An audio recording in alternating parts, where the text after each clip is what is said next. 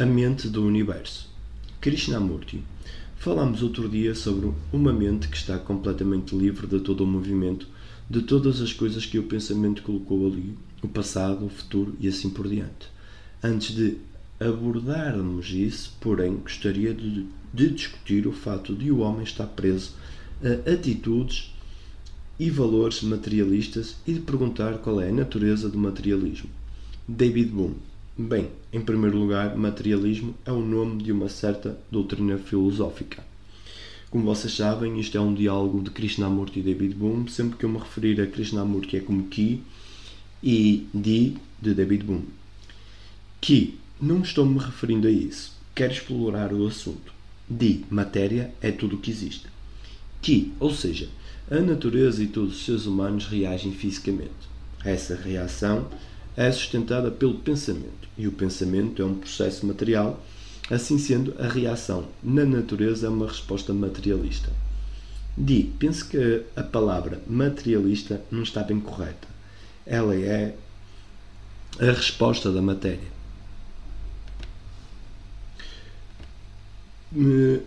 A resposta da matéria. Vamos colocá-lo dessa forma. Assim está melhor. Estamos falando que temos uma mente vazia e que chegamos ao ponto em que a parede foi derrubada. Vamos chegar a esse vazio e ao que está além dele, ou através dele. Mas antes de fazê-lo, quero saber, toda reação é matéria? Matéria é movimento. Poderíamos dizer que há evidência nesse sentido que a ciência encontrou um número enorme de reações que são atribuídas aos nervos. Você diria então que a matéria e o movimento são as reações que há em toda a matéria orgânica? Sim. Toda a matéria como nós a conhecemos está sujeita à lei da ação e da reação. Cada ação possui uma reação que lhe corresponde. Dessa forma, a ação e reação constituem um processo material, bem como o pensamento. Agora, a questão é irmos além disso.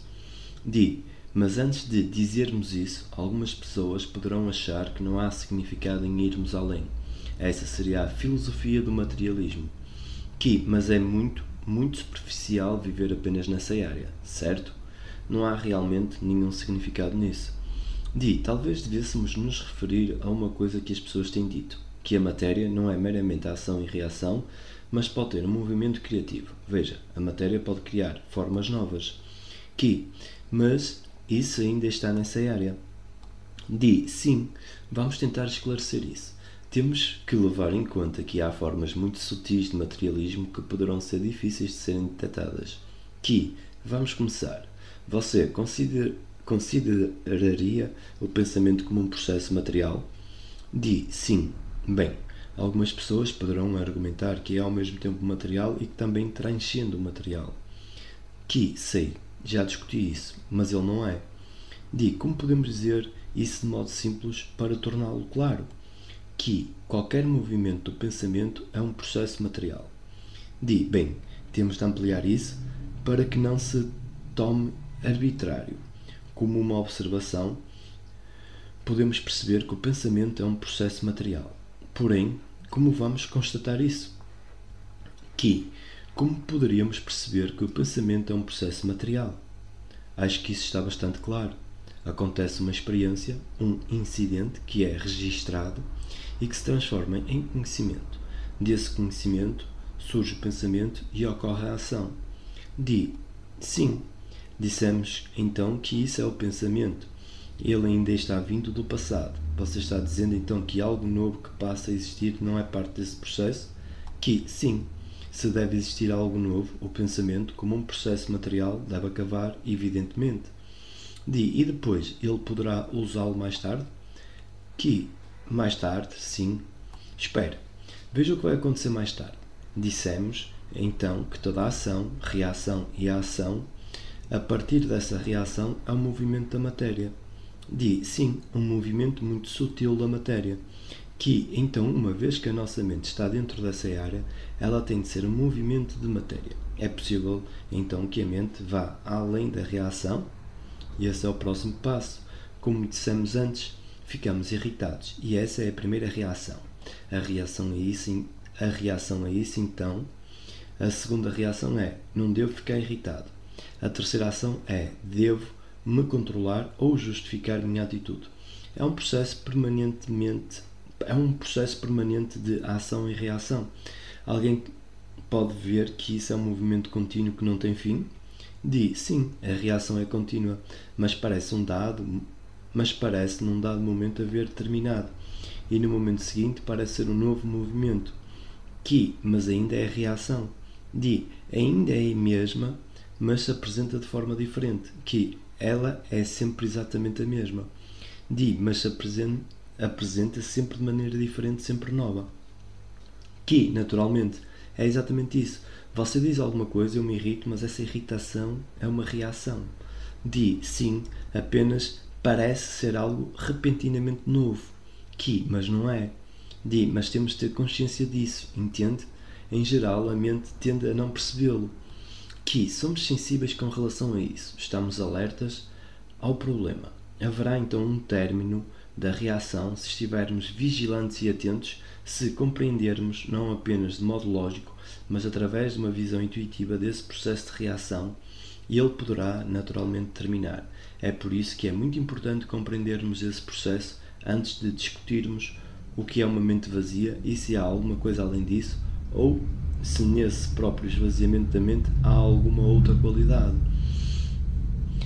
Então, essa mente vazia é uma reação aos problemas da dor, do prazer e do sofrimento? Uma tentativa de escaparmos disso tudo e alcançarmos um estado onde não há nada? Sim, a mente sempre poderá fazer isso. Ela pode inventar. Agora chegamos ao ponto de perguntar se essa qualidade de vazio não será uma reação, certo, senhor?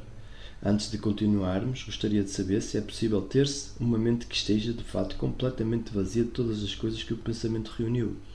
De modo que o pensamento deixe de agir. Isso mesmo.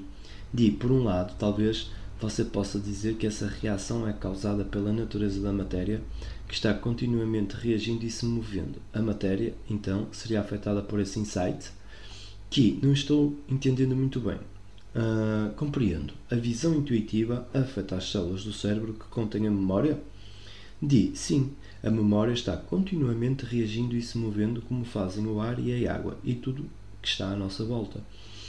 Afinal de contas, se não reagir fisicamente, estarei paralisado. Mas reagir incessantemente também é uma forma de paralisia.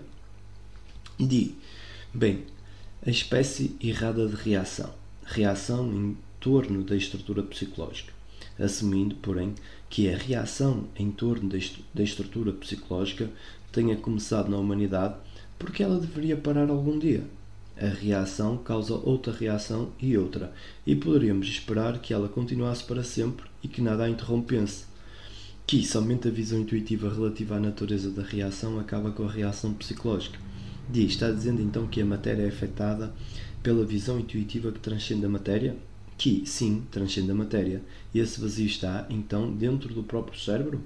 Ou ele é algo que o pensamento concebeu como sendo vazio?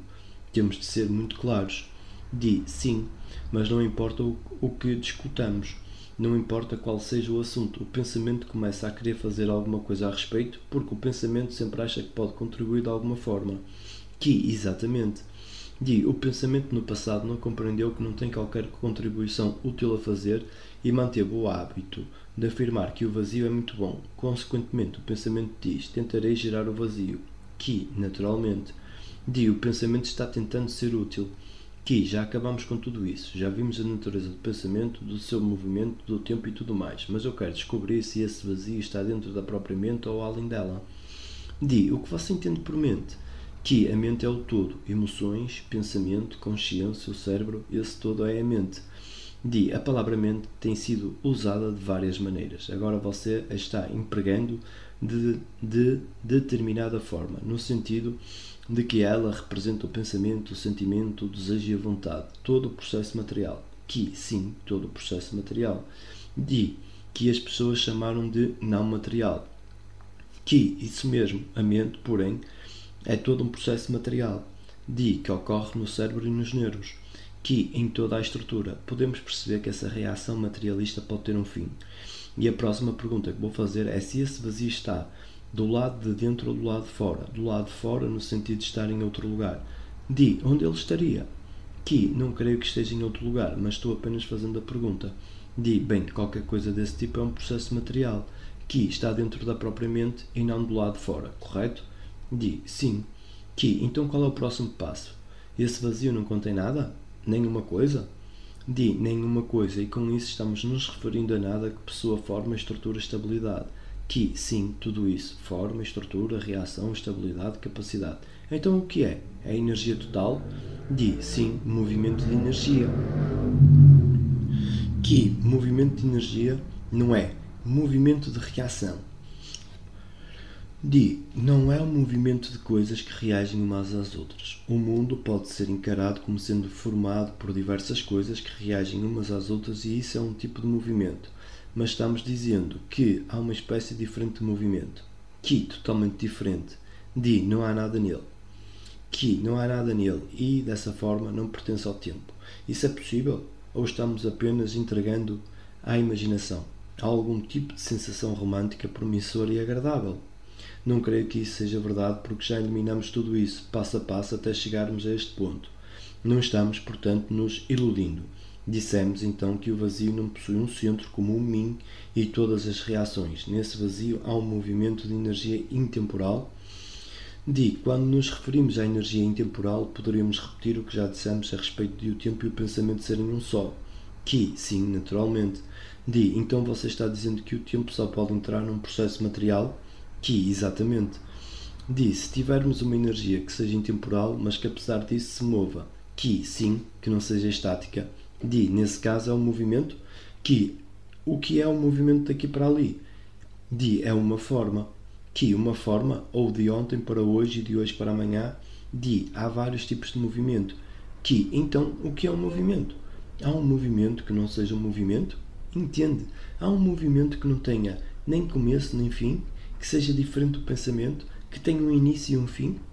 Di, a não ser que esteja dizendo que o movimento da matéria pode ter início e não ter fim, o movimento reativo, não está falando disso, está? Que, não estou falando disso. O pensamento tem um começo e o pensamento tem um fim. Há um movimento da matéria como reação e o término dessa reação. Di, no cérebro?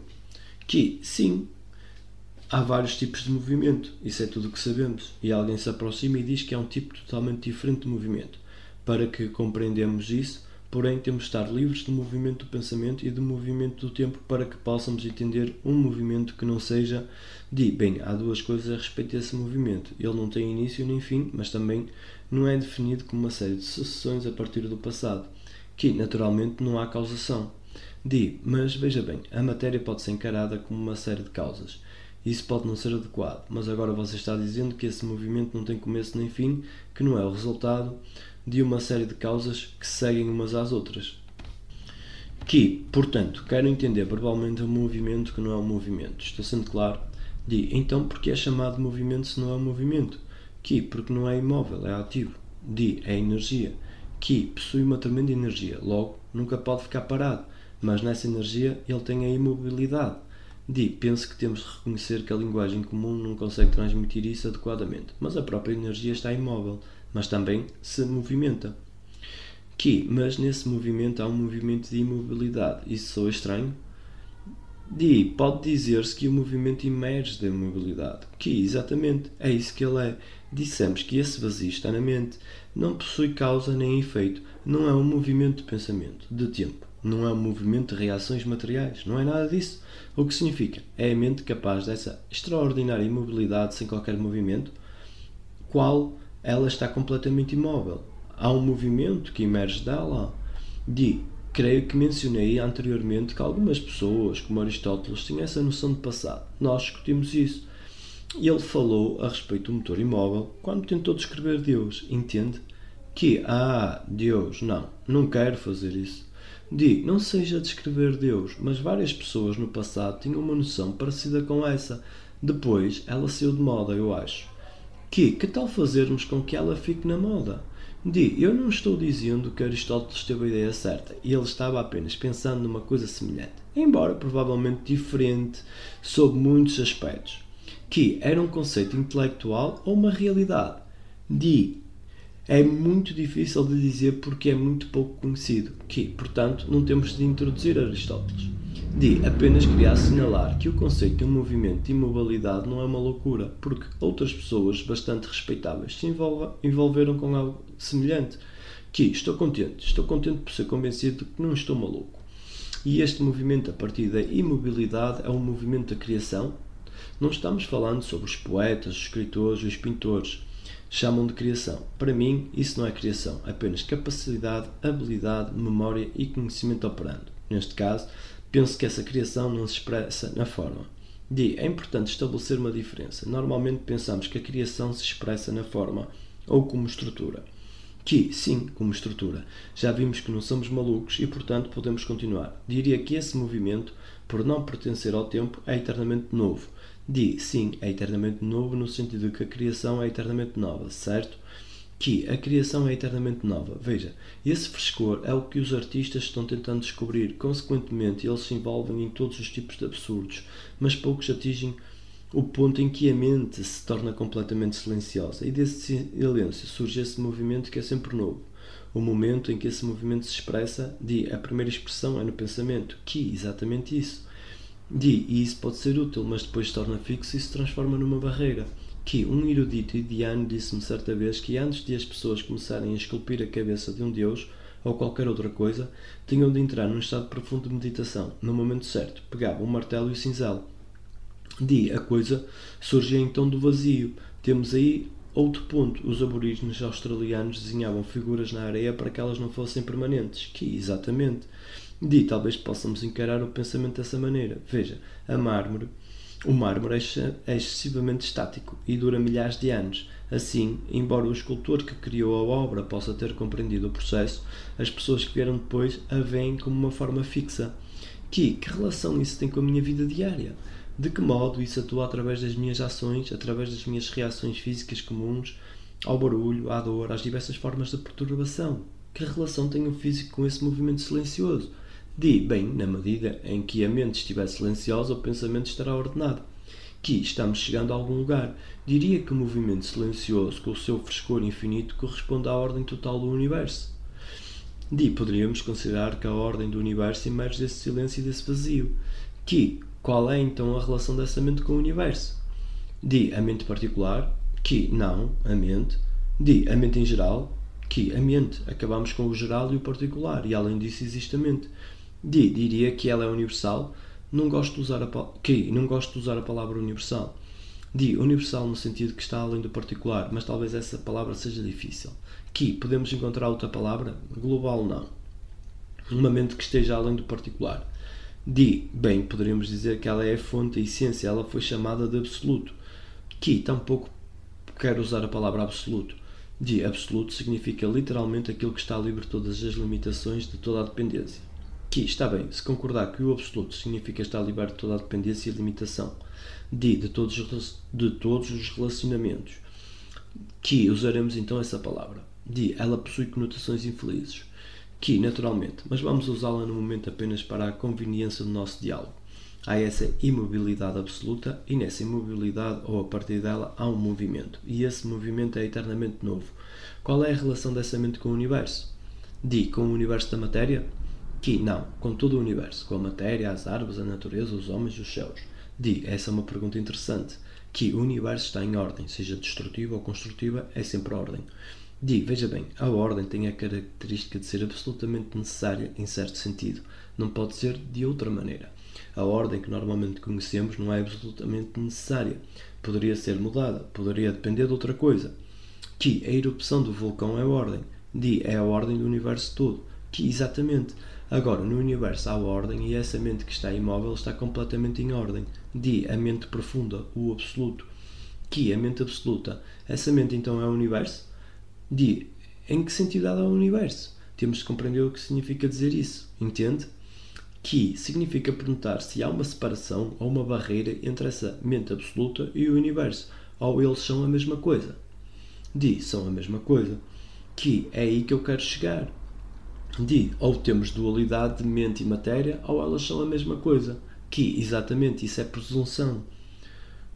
Não necessariamente. Quero dizer que essas são apenas duas possibilidades. Quero estar bem certo que não estamos pisando em alguma coisa que na verdade necessita de uma abordagem bastante sutil, que precisa de muito cuidado. Entendo o que eu estou querendo dizer? Sim, vamos voltar para o corpo. Dissemos que a mente, que pertence ao corpo, o pensamento, o sentimento, o desejo, a mente geral e a particular, é parte do processo material. Totalmente. E não é diferente do corpo. Isso mesmo. Todas as reações são processos materiais. Portanto, o que em geral chamamos de mente não é diferente do que chamamos de corpo. Exatamente. Agora você está tomando isso muito maior ao dizer considere todo o universo e perguntamos se aquilo a que denominamos mente no universo é diferente do que chamamos de universo em si. É isso mesmo, entende? Então, porque sinto que deve haver ordem na vida, na nossa vida do dia a dia, mas não a ordem do pensamento. Bem, o pensamento é uma ordem limitada e ele é relativo. Exatamente, portanto, deve haver uma ordem que seja livre de limitação. Sim, em nossa vida diária temos que ter isso, o que significa ausência de conflito, nenhuma contradição. Tomemos a ordem do pensamento. Quando ele é racional, está em ordem, mas quando há contradição, a ordem do pensamento desmorona, atinge o seu limite. O pensamento funciona até que atinge uma contradição, e esse é o seu limite. Dessa forma, se em minha vida diária houver uma ordem completa, na qual não haja qualquer perturbação, qual é a relação dessa ordem com a ordem que nunca termina? Esse movimento silencioso da ordem, dessa coisa extraordinária, afeta a minha vida diária. Quando tenho uma ordem psicológica interna, entenda a minha pergunta. Sim, dissemos, por exemplo, que o vulcão é uma manifestação da ordem total do universo. Exatamente, ou um tigre matando um veado. A questão é, então, se um ser humano em sua vida corriqueira pode ser semelhante a isso. Perfeito.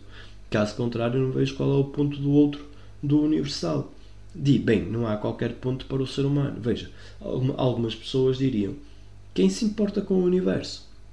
Nós nos preocupamos apenas com a nossa própria sociedade e com o que nós estamos fazendo, mas isso desmorona porque está cheio de contradições. Obviamente, é apenas o pensamento que diz isso. Nesse caso, esse universo que está numa ordem total afeta de facto a minha vida diária. Sim, penso que os cientistas poderão perguntar como. Veja, alguém poderá dizer, entendo que o universo é constituído de matéria e que as leis da matéria afetam a nossa vida diária, mas não está tão claro como ele afeta a mente e se há essa mente absoluta que afeta a vida diária. O que é a minha vida diária?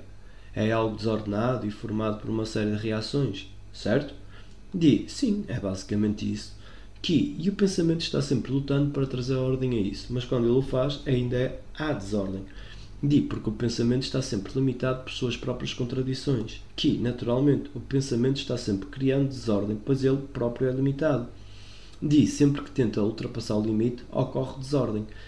Correto, entendi, eu me aprofundei nisso, tenho um insight da coisa, de forma que tenho uma espécie de ordem em minha vida, mas essa ordem ainda é limitada, reconheço isso, e afirmo que essa existência é limitada.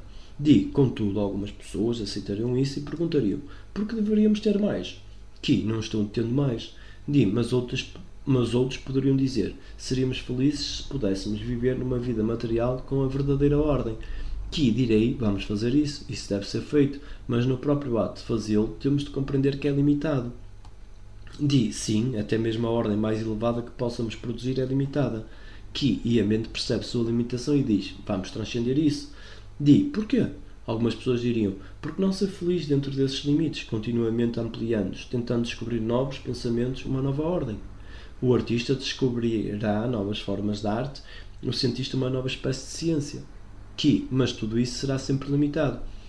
Há com frequência o sentimento de que só podemos ir até certo ponto e aceitarmos que isso é tudo o que é possível.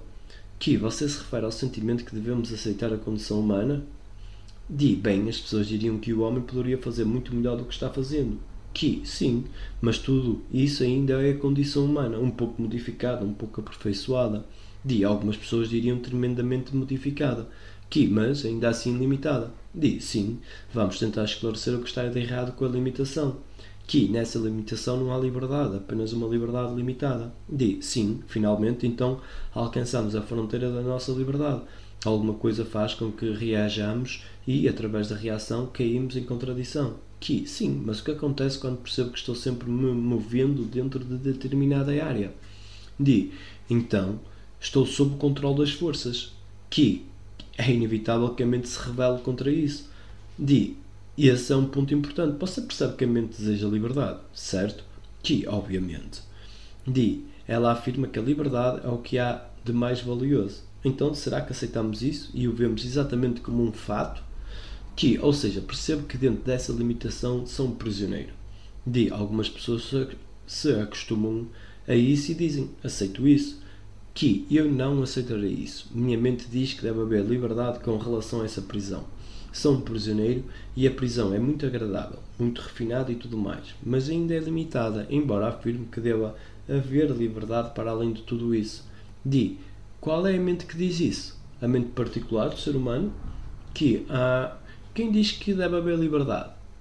Isso é muito simples. A própria dor, o próprio sofrimento exige que avancemos.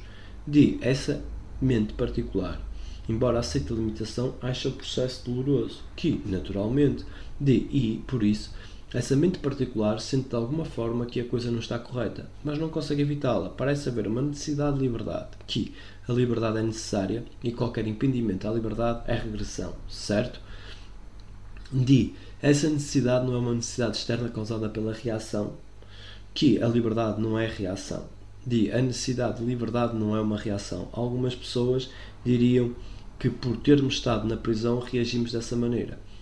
Então, onde estamos? Veja bem, isso significa que devemos estar livres da reação, livres da limitação do pensamento, livres de todo o movimento do tempo. Sabemos que deve haver completa liberdade com relação a isso tudo, antes que possamos efetivamente compreender a mente vazia e a ordem do universo, que é, nesse caso, a ordem da mente. Estamos pedindo muito? Estamos dispostos a ir tão longe? Bem, você sabe que a não-liberdade tem os seus atrativos, naturalmente, mas não estou interessado nesses atrativos. Mas você perguntou se estamos dispostos a ir tão longe. Portanto, isso parece sugerir que pode haver algo atraente nessa limitação. Sim, encontrei a segurança, a tranquilidade e o prazer na não-liberdade. Percebo que no prazer ou na dor não há liberdade. A mente afirma, não como uma reação, que devemos ficar livres disso tudo. Chegar a esse ponto e largar tudo sem conflito requer sua própria disciplina, sua própria visão intuitiva. É por isso que perguntei àqueles que realizaram alguma investigação sobre tudo isso. Podemos ir tão longe assim? Ou as reações do corpo, as responsabilidades com relação à vida diária, com relação à esposa, aos filhos e tudo mais, impedem essa sensação de completa liberdade? Os monges, os santos e os sannyasis disseram, tendes de abandonar o mundo. Já discutimos isso? Sim, essa é outra forma de idiotice, embora lamento colocá-la assim. Já eliminamos tudo isso, de modo que me recuso a discuti-lo novamente. Pergunto então, o universo e a mente que se esvaziou disso tudo são uma coisa só? São uma coisa só? Não são separados, são um só. Está dizendo então que o universo material é como se fosse o corpo da mente absoluta? Sim, isso mesmo. Talvez isso seja uma maneira pitoresca de colocar as coisas. Temos de ser muito cuidadosos para não cair na armadilha de pensar que a mente universal está sempre presente. O que você diria então? O homem disse que Deus está sempre presente, Brahma, ou o princípio mais elevado, está sempre presente. E tudo o que temos de fazer para alcançá-lo é nos purificarmos. Essa também é uma declaração muito perigosa, porque poderíamos dizer, então, que existe o eterno em mim. Mas acho que isso é projeção. Naturalmente, há uma dificuldade lógica em dizermos que ele está sempre presente. Porque sempre implica tempo e estamos tentando discutir uma coisa que não tem nada a ver com o tempo. Desse modo, não podemos considerar que ela está aqui, ali, agora ou novamente. Chegamos ao ponto onde há essa mente universal e a mente humana pode ser parte dela quando houver liberdade. 20 de setembro de 1980, Brockwood Park, Hampshire.